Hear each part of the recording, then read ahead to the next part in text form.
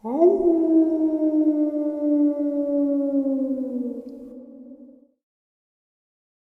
greetings and salutations, everyone. I hope everyone is doing well today. Today I am going to go through my inbox for subscriber submissions. Before we get into it, though, a couple links. As you know, I rely on Patreon, PayPal, and my merch to help the channel to continue to grow and go. The links to Patreon and PayPal are in the description below. My merch is displayed directly under the video. Also, Dogman, Frightening Encounters, Volume 1 through 3, the audiobook versions. They were written and researched by Tom Lyons. Narrated and produced by me, Jeffrey Nadolny. Those audiobooks are available on Audible, Amazon, and iTunes, the links to which are also in the description as well.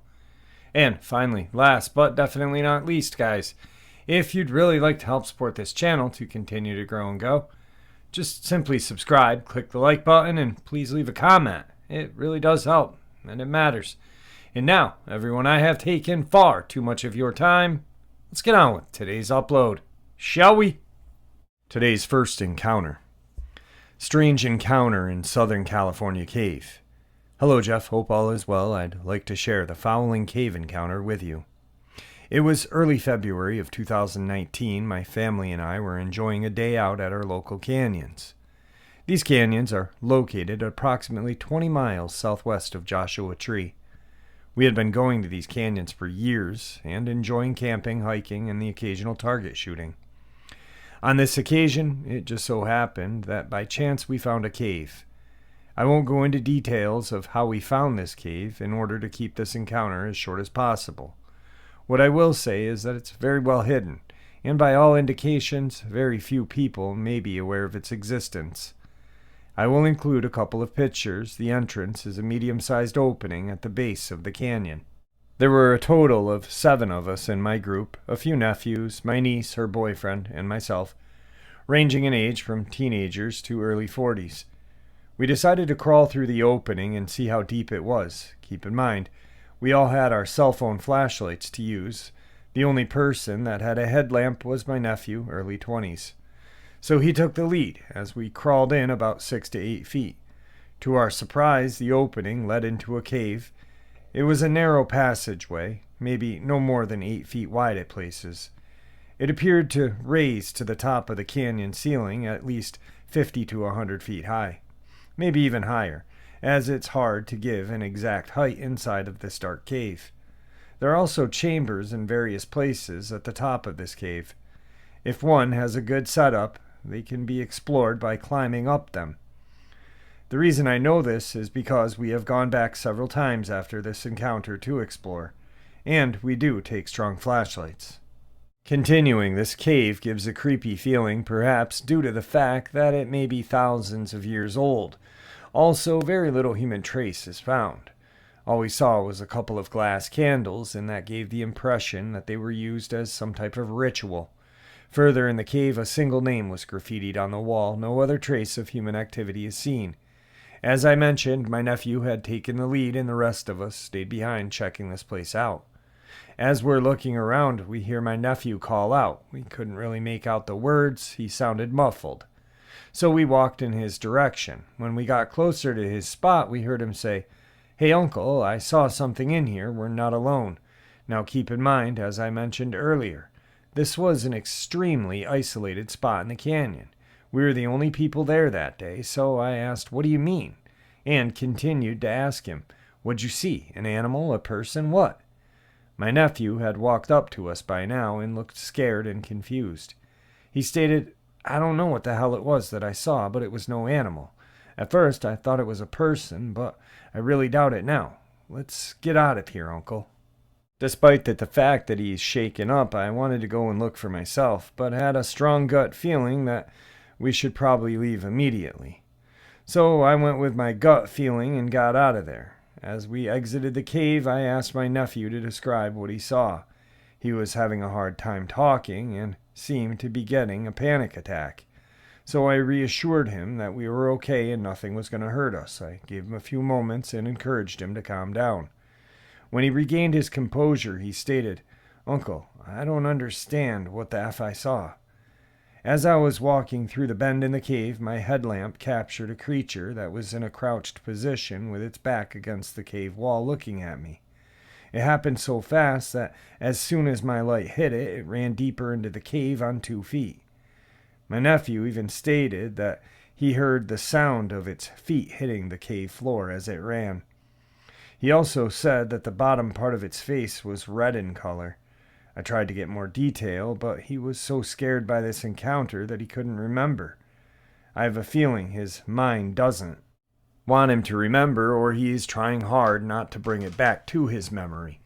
The reason I say this is because a few months after, I asked him about the encounter again, and immediately he got uncomfortable and said the same thing. I can't remember anything else. Just the red lower part of its face and maybe brownish in color or dark. He quickly changed the conversation. My nephew said he will never go back into that cave, and till this day he has not. We have gone back to explore a few times and have actually gone in twice as far, but have never encountered whatever my nephew saw that day. A couple of months back, we found a few drops of blood splattered on the cave wall deep inside. We don't know how far this cave goes, but we still haven't hit the end, and haven't found a second entrance. My son has gone further than us and stated that there were scattered bones deep in the cave floor. Also, out of the times we've been there, we have never bumped into anyone else. I believe my nephew saw something. There's no doubt about it. Was it his imagination? Highly unlikely. Was it a case of misidentification? Yeah, maybe a cave rat or a bat. Laugh out loud. I highly doubt that. I did ask my nephew if he had seen a light source, flashlight, lamp, etc., being used by this thing he had seen, just to make sure that it was not a person. He stated no, there was no light source. It just ran deep inside the pitch darkness of the cave bipedally. We shut off all our lights inside this cave in order to see how dark it would be, and it felt as though we were being suffocated by this darkness. There is no way a person is going to run in that complete darkness without seriously getting hurt. Now, this is my thought on the creature my nephew saw. It may be possible that the creature heard my nephew walking. It was in a crouched, ready-to-attack position facing him, but I believe the creature heard the rest of us and/or picked up our scent. Realizing my nephew was not alone, it fled. I think this encounter would have had a completely different outcome if my nephew would have been alone. Only time will tell if we will have our own encounter with this creature. Thank you for letting me share my encounter, Jeff. Have a great day. Today's second subscriber submission. My encounter with a Sasquatch. Hello, Mr. Nadolny. My name is Hannibal. I sent you my experience involving a Sasquatch or a group of Sasquatch that I had encountered while on duty. Hello, Jeff. I have quite a few experiences to share with you, my friend. I have never shared any of my experiences on any social media platforms. I have always been reluctant because I worked as a deputized officer of the county I lived in. I was an animal control officer for over 8 years. We enforced all laws involving domestic and wildlife, including animal cruelty investigations. I've never done this, so I have no idea how this is done, brother. I've had quite a few crazy encounters while on duty, one involving multiple officers witnessing more than one cryptid. In all of my encounters, I was armed, but it didn't matter. I once was chased out of the forest by what I believe was a Sasquatch after putting down an injured deer. I had trekked a good 2 miles by foot to find the injured deer, who was lying in a very shallow creek bed. Its neck was visibly broken, but it was still alive. I asked myself, how the hell did this happen? The deer couldn't have just fallen into this small creek bed and snapped its neck. The drop into the creek bed was only 3 feet. I also noticed a foul smell in the area, and it was not coming from the deer. It was a musty swamp smell, and it was awful. Anyway, I proceeded to put the poor animal down. After I fired my shot, I heard the most bone-chilling yell followed by a guttural growl. I looked in the direction that yell came from, and a large dark shadow peeked from around a tree, maybe 20 feet away from my position. I drew my .45 on the figure and warned that I was an officer and armed. That's when I noticed red eye shine. I pulled my flashlight out and aimed into the shadow's direction. That's when I noticed the size of this joker. I'm just under 6 feet tall, and this thing was every bit as 7.5 to 8 feet tall. I couldn't see much detail because as soon as the light hit its eyes, it darted back behind the tree and growled again. All I got was a glimpse of dark fur and a huge hand. From what I remember, the skin on the hand was like an ape, kind of a dark grayish color. After witnessing this, my mind went into survival mode. All I wanted to do was get the hell out of there. I had about 2 miles of hightailing it to do.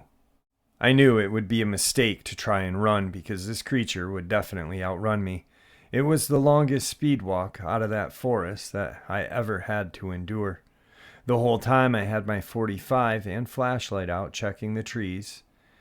I heard more than one set of footfall behind me as I noped out of there as quick as I could. I was harassed my entire trip back to the truck. I heard whoops, yells, growls, and what sounded like branches breaking. It was a frightful experience, but it wasn't my first rodeo with what I am certain was a Sasquatch. Looking back, I'm pretty sure the deer's neck injury was inflicted by one of these Sasquatch that followed me out. Anyway, after I safely made it back to my vehicle, I quickly peeled away from the entrance to the trail that I was on and headed towards the ranger station to inform them what had happened. I reached the ranger station and told the 2 officers on duty that I had been chased out of the forest by some nut jobs. After all, I didn't want to seem like the nut job myself by saying Bigfoot chased me out. One officer laughed, but the other officer frowned and said, "What you encountered was no crazy person." Then both rangers proceeded to tell me what I encountered was a Bigfoot. They told me that they have encountered them as well. No joking, no laughing. They were dead serious.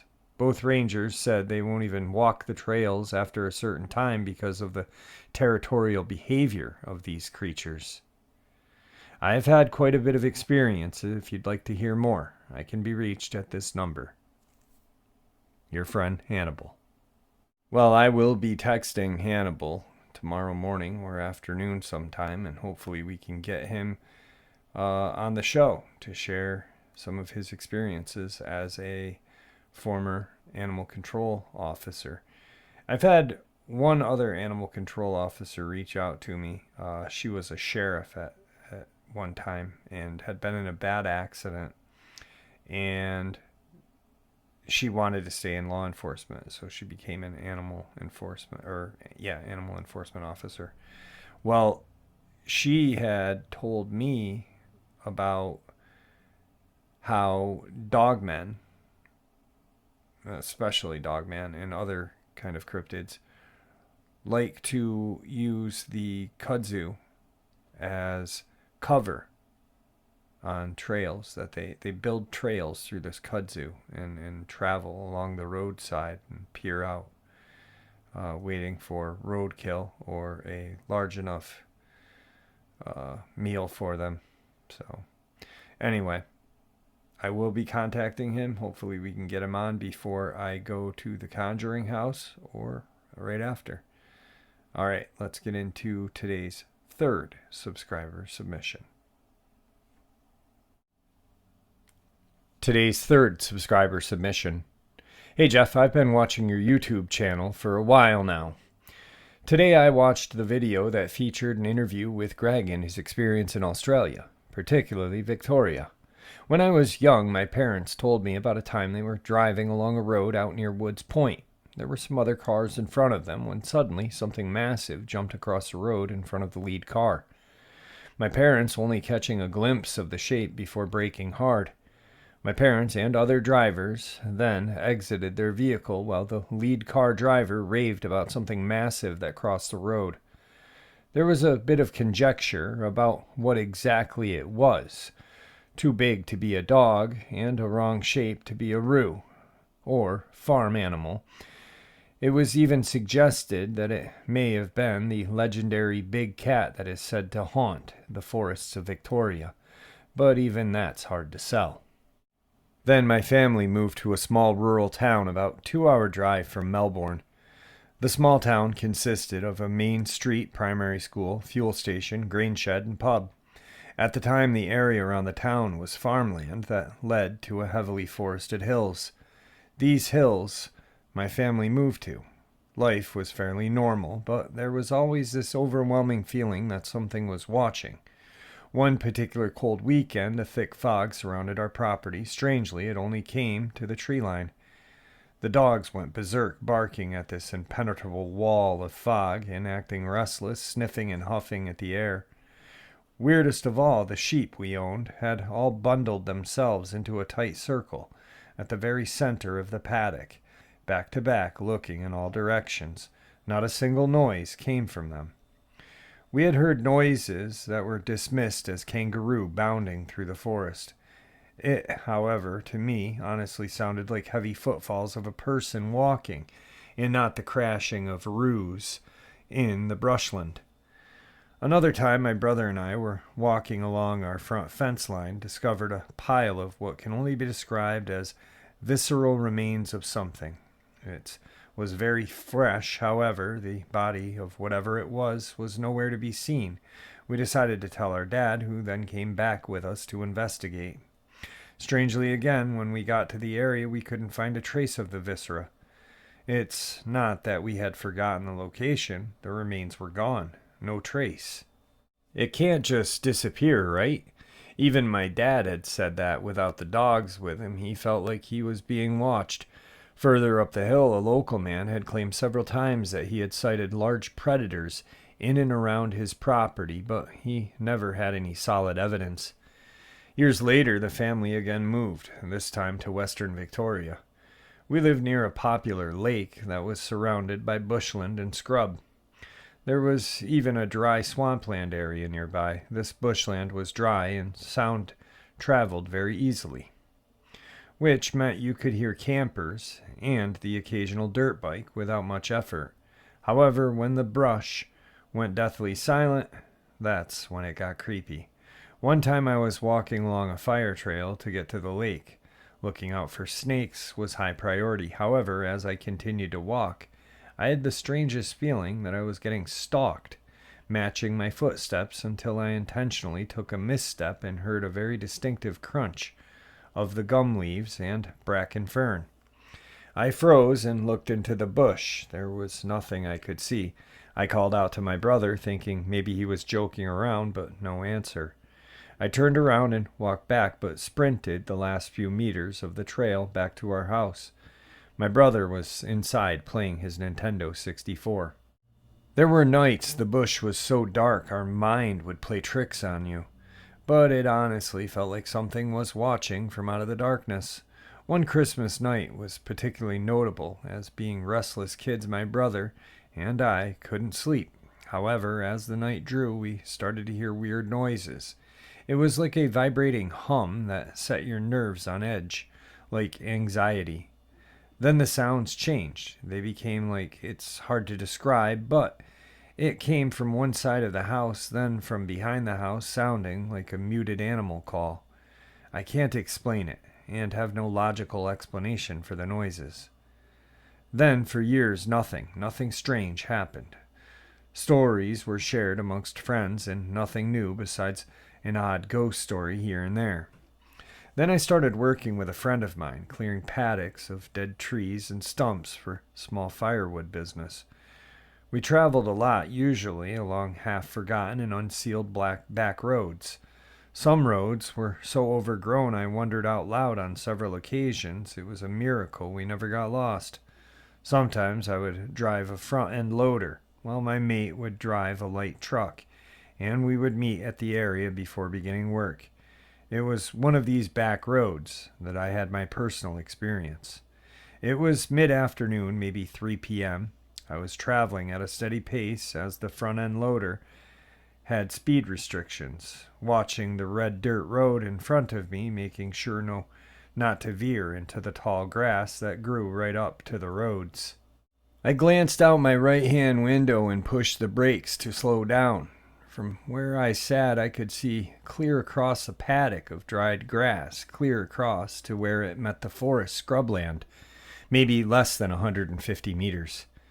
I seen something, honestly. I thought it was a man in camouflage suit, but I had never seen a real ghillie suit, only in movies. As I kept looking at the shape, it never turned around. I kept my eyes locked on it the whole time, racking my brain. Is that a horse standing on its hind legs? No. Is it a sheep or a goat? Maybe. No. No white wool. Just this massive, brownish thing that stood easily 9 feet tall. The fence posts nearest me are 4 feet tall. The posts near to it came up to its hip. Focusing in the sunlight was hard, and I blinked tears, but I tried looking again and couldn't see it. I was really wigged out about that, and I remember excitedly telling my mate, who responded with a, "Yeah, righto," and that was it. No more was said of it. When I came home, I told my partner, but again I felt as though my story was dismissed as wishful fantasy. I never had an outlet to share my experience without being treated as a whimsical farce. My fault, I suppose, as I expressed belief in all things like Fae, Bigfoot, and Sasquatch. Funny how every country has their own version, Dogman and the like.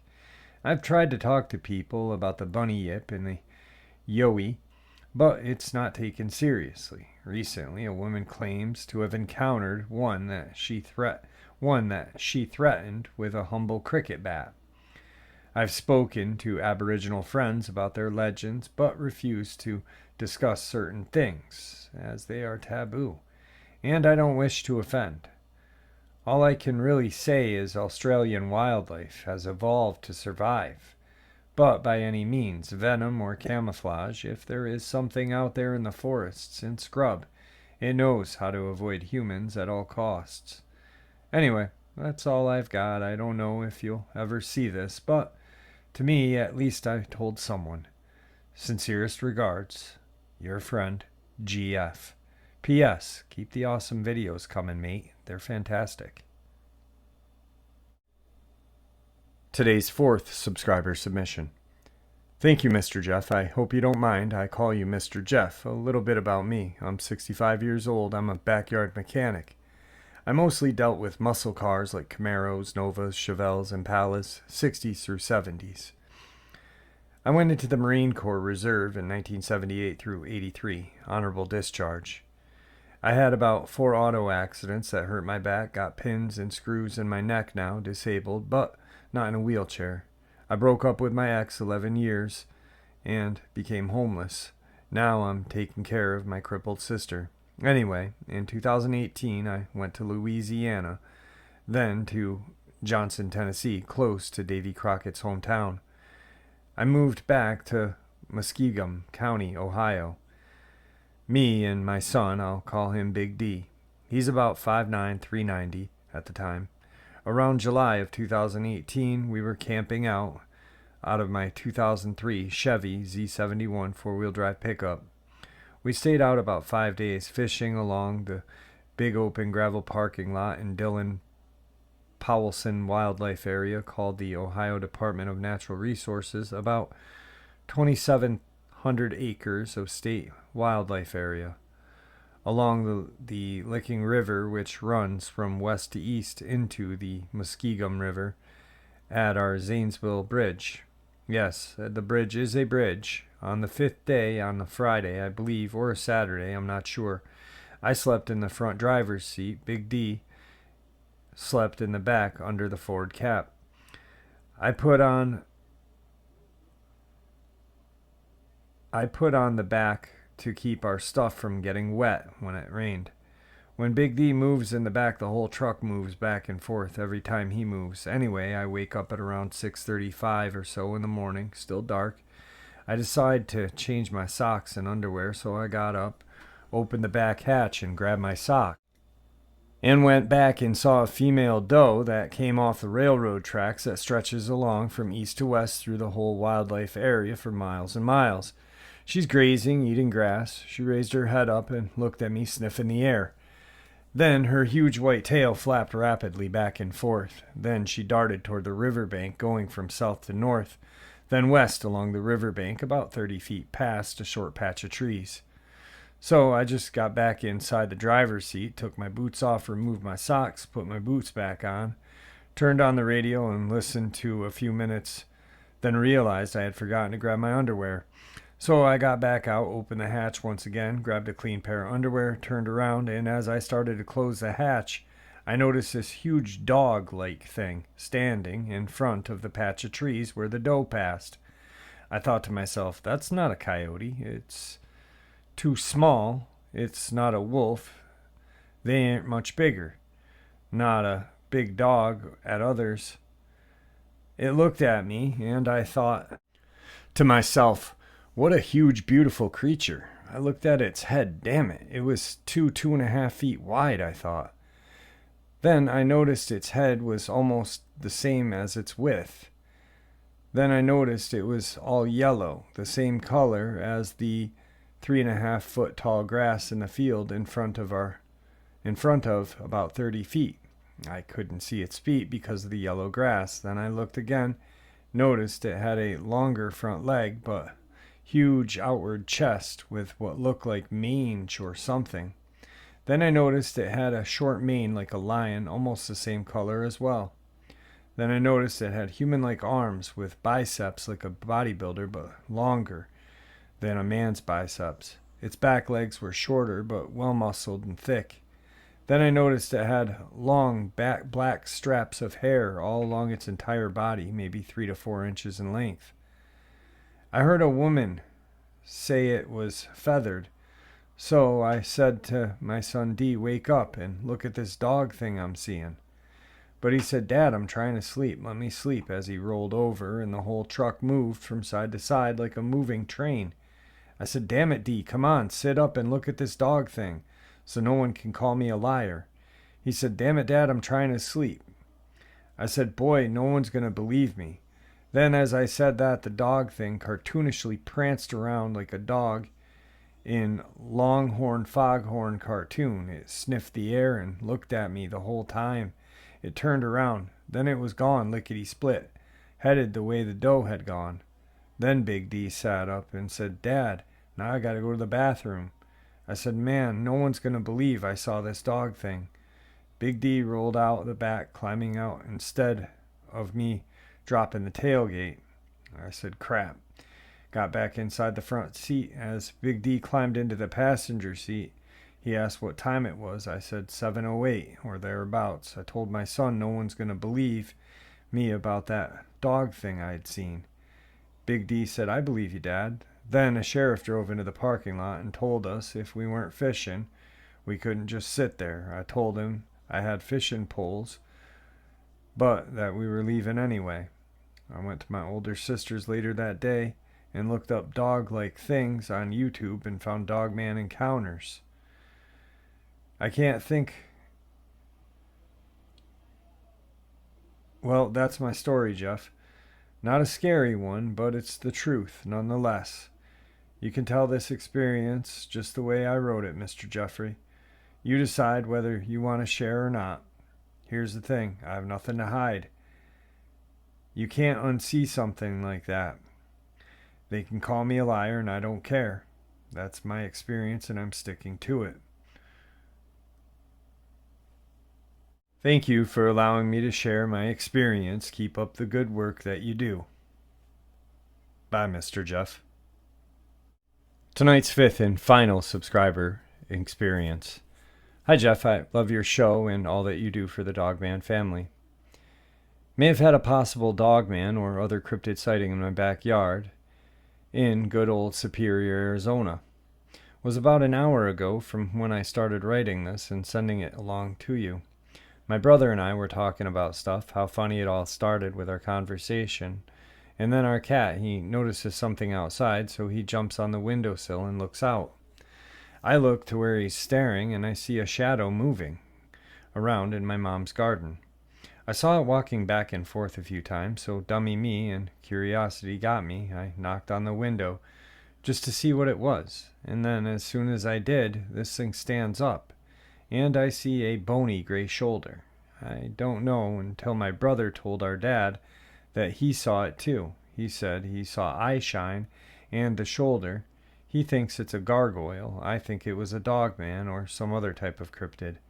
I don't know what to think because maybe 2 weeks before this, my other brother and I saw eye shine in the creek in our backyard, and my cat noticed it. And thank goodness he was on the roof of my dad's pool room. We have a pool table, and it's his workshop slash garage, so he was closer to it. And he was oblivious when he spotted a lizard, so he's entranced with that, and my brother and I with the thing in the creek. I do hope it was something else, but I felt this thing staring at me, or whatever it was, maybe a crawler. I feel all of this is connected since I saw a skinwalker in the guise of a mangy-looking coyote around 2018. I traveled back home, and then a couple years later, my older brother, one who saw the first sighting I mentioned, and I heard the darn thing, the crawler or lurking thing, and now this gray thing. This is all overwhelming for me, so much so I want to cry. Then the skinwalker sighting scared me since we locked eyes, and thank God haven't seen it since. Heard there's one supposedly about 2 hours or away from here on the res. I've seen some crazy stuff in paranormal, and I guess I want closure or reassurance. I know God and the angels protect us, but we have been seeing it. Seeing is my goodness. If this isn't a sign of end times, I don't know what is. Thanks for all of you do, and for wanting to reach out to us all with your YouTube channel. God bless you and your family. Oh, thank you. I don't know about gargoyle. I know people have seen a lot of kind of very strange flying humanoid-like creatures in Chicago for a while now. But I mean, the eye shine and stuff like that, it could possibly be a dogman or some sort of crawler.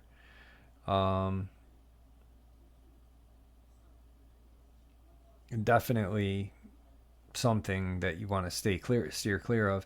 Especially, you mentioned Skinwalker on the res in Arizona.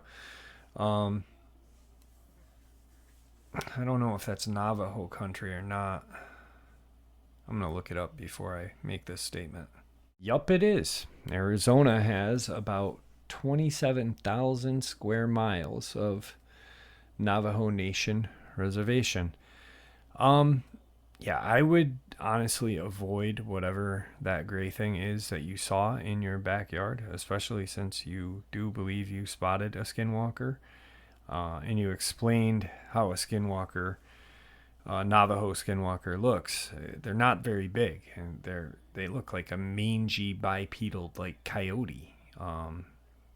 Because the legend or lore of a skinwalker is a medicine man wears the pelt and eventually transforms into this creature, the Yinadalushi. But yeah, definitely be careful. And thank you for everyone today who reached out to me and shared their experiences. I truly appreciate it. And we are the Dogman fam, right, guys? All right, with that, my friends, everyone stay safe, and may the Great Spirit watch over us all. And may He guide us down that path that, well, we call life.